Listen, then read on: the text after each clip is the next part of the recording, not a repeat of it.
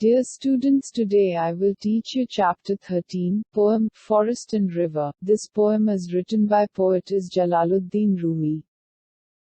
प्रिय छात्रों, आज मैं आपको अध्याय 13 कविता वन और नदी सिखाऊंगा। यह कविता कवि जलालुद्दीन रूमी द्वारा लिखी गई है।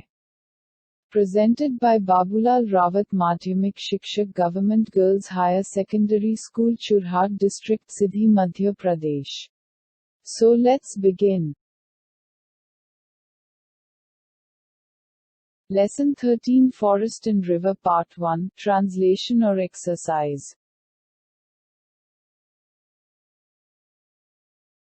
The dialogue between the forest and the river makes the passer-by, a man, doubt the nature of existence. What are those doubts?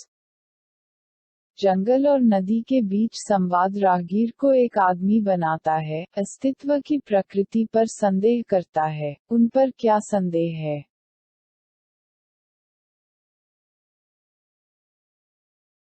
I wish I were like you. काश मैं तुम्हारे जैसा होता। Said the forest. जंगल कहा। To the roaring river. गर्जन नदी के लिए। Always traveling. हमेशा यात्रा। Always sightseeing. हमेशा दर्शनीय स्थल।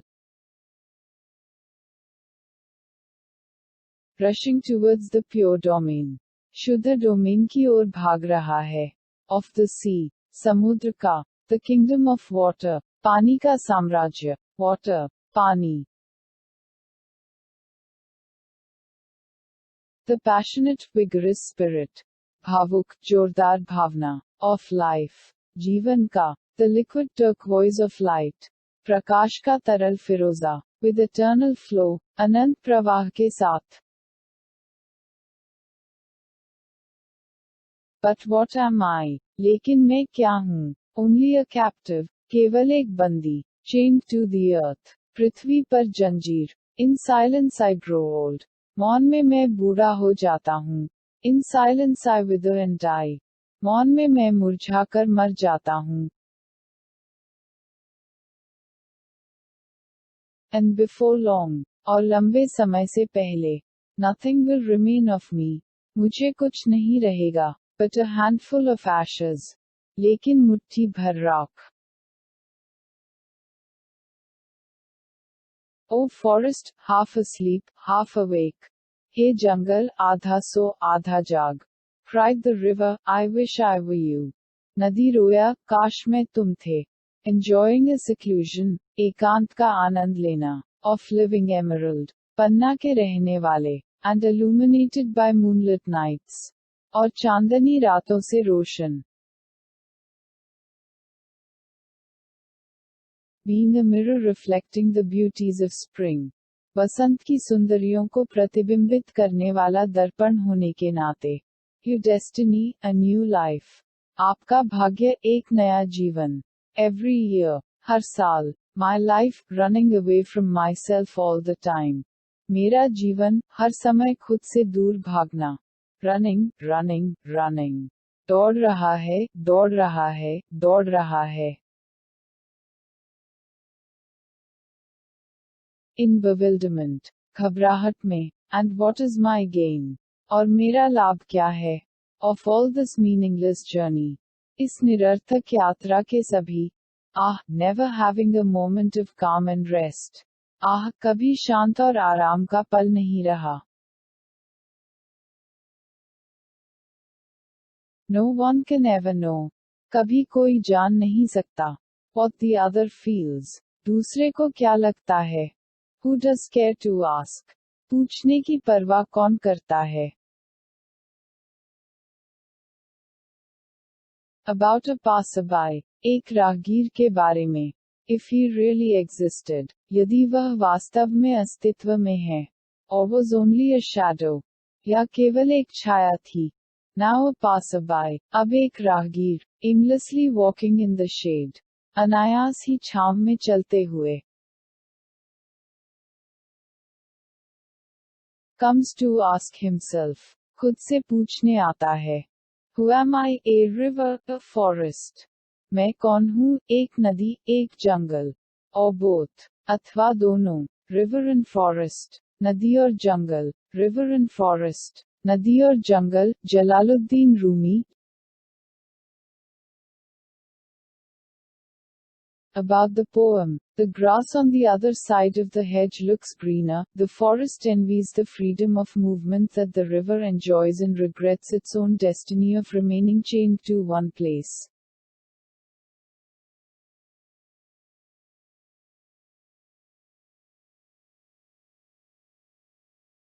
The river, on the other hand, envies the majestic seclusion that the forest enjoys, it considers its journey meaningless, it longs for the calm and rest gifted to the forest.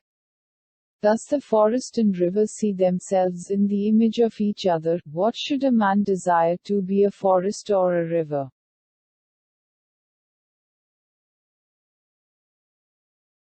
कविता के बारे में. घास की दूसरी तरफ घास हरियाली दिखती है, जंगल आंदोलन की स्वतंत्रता को दर्शाता है कि नदी आनंद लेती है और एक स्थान पर जंजीर के शेष रहने के अपने भाग्य का पछतावा करती है.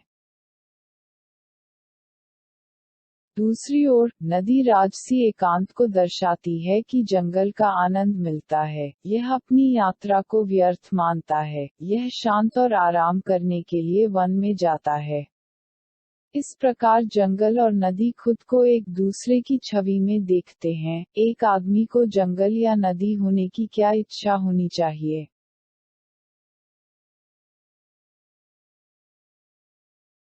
Word power. After reading the poem, connect the following adjectives, nouns with a line, to the given pictures of the river or the forest. Adjective nouns. River. Living emerald, a captive roaring seclusion, vigorous liquid turquoise, sightseeing, half asleep, eternal flow. Forest. Word power, शब्द शक्ति. कविता पढ़ने के बाद निम्नलिखित विशेषणों, संज्ञाओं को नदी या जंगल की दी गई तस्वीरों के साथ एक पंक्ति से जोड़ती है. सहायक संज्ञा.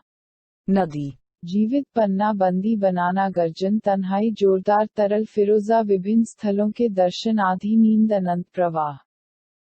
जंगल, वन. Answer. Word power, शब्द शक्ति. After reading the poem, connect the following adjectives, nouns with a line, to the given pictures of the river or the forest. Adjective nouns. Living emerald, a captive roaring seclusion, vigorous liquid turquoise, sightseeing, half asleep, eternal flow. River. Roaring, vigorous liquid turquoise, sightseeing, half asleep, eternal flow. Forest. Living emerald, a captive seclusion, half asleep. Answer. Word power, शब्द शक्ति. कविता पढ़ने के बाद निम्नलिखित विशेषणों, संज्ञाओं को नदी या जंगल की दी गई तस्वीरों के साथ एक पंक्ति से जोड़ती है. सहायक संज्ञा. जीवित पन्ना, बंदी बनाना, गर्जन, तन्हाई, जोरदार तरल, फिरोजा, विभिन्न स्थलों के दर्शन, आधी नींद, अनंत प्रवाह. नदी. गर्जन, जोरदार तरल, फिरोजा, विभिन्न स्थलों के दर्शन, आधी नींद, अनंत प्रवाह. जंगल, वन. जीवित पन्ना, बंदी बनाना, तन्हाई, आधी नींद. Comprehension, समझना. Answer the following questions. निम्नलिखित प्रश्नों के उत्तर दो. 1. Why does the forest envy the river? 1. जंगल नदी से ईर्ष्या क्यों करता है? Answer. The forest envies the river for its ability to go from place to place. उत्तर 1. नदी से इसलिए ईर्ष्या करता है क्योंकि नदी एक स्थान से दूसरे स्थान जाने में सक्षम है.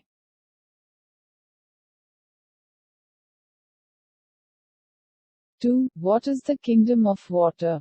2. जल का राज्य क्या है? Answer. The sea is the kingdom of water. उत्तर समुद्र पानी का साम्राज्य है.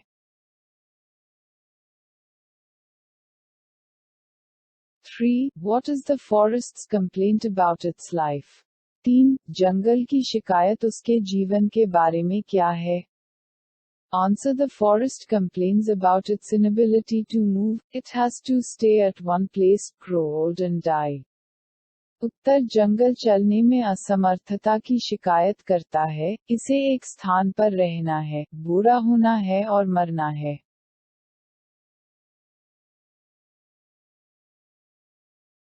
4. How does the river praise the forest? 4. नदी जंगल की प्रशंसा कैसे करती है? Answer. The river says that the forest enjoys the seclusion of live greenery and spring as well as a new life every year. उत्तर नदी कहती है कि जंगल में हर साल एक नया जीवन के साथ साथ जीवन हरियाली और वसंत का आनंद मिलता है।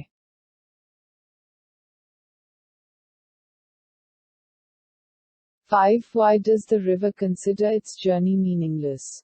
5. नदी अपनी यात्रा को निरर्थक क्यों मानती है? Answer. The river considers its journey meaningless because all the time it has to keep running and is not able to enjoy a single moment of calm and rest. उत्तर नदी अपनी यात्रा को निरर्थक मानती है क्योंकि हर समय उसे दौड़ते रहना पड़ता है और शांत और आराम के एक पल का आनंद नहीं ले पाता है।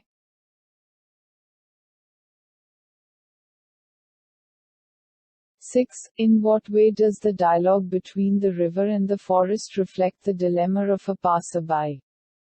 6. नदी और जंगल के बीच संवाद किस तरह से राहगीर की दुविधा को दर्शाता है? Answer. The dialogue between the forest and the river reflects the dilemma of the passerby because he too has to choose between a life like a forest. उत्तर जंगल और नदी के बीच संवाद राहगीर की दुविधा को दर्शाता है क्योंकि उसे भी एक जंगल में एक जगह पर रहने वाली नदी की तरह या एक जगह से दूसरी नदी की तरह जीवन का चुनाव करना होता है।